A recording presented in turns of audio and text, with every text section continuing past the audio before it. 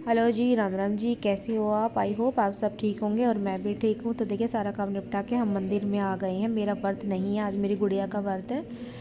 मैंने आज व्रत नहीं रखा है। तो देखिए, मंदिर में आते ही पंडित जी के दर्शन हो गए, उनसे हमने आशीर्वाद ले लिया। अब हम शिवलिंग पे जल चढ़ाएंगे और उनकी पूजा करेंगे।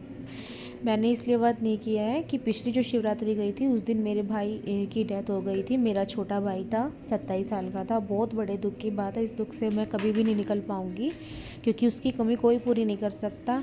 अब मेरा बड़ा भाई है, यानी 2 भाई थे मेरे।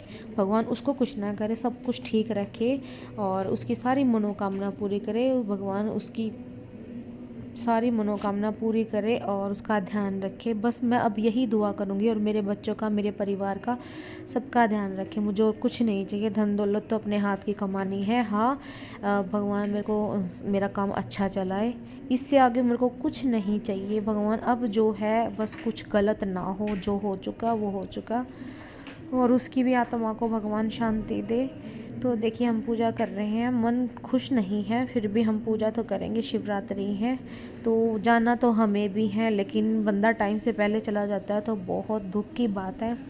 सच में बच्चों का, भगवान बच्चों का ध्यान रखे। मेरे माँ का, पापा का, सबका ध्यान रखे, सारी फैमिली का ध्यान रखे भगवान जी। मुझे कुछ नहीं चाहिए। तो देखिए, यहाँ पे हम अभी तिलक लगा रहे हैं और अपनी पूजा करके हम जोत बाहर लगाएंगे, क्योंकि यहाँ पे ना पंखा चल रहा था तो हम यहाँ पे जोत नहीं लगा रहे थे।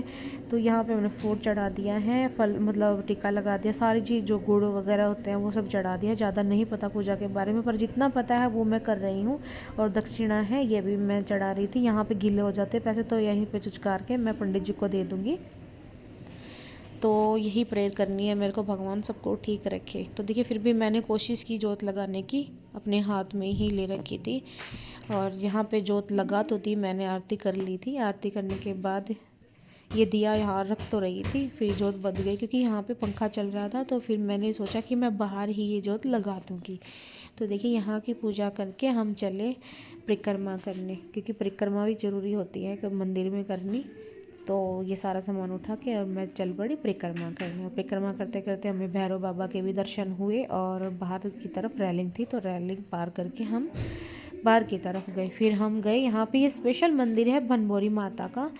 तो ये देखिए, यहाँ मत्था टेक के हम बनभौरी माता की पूजा करेंगे और मत्था टेकेंगे।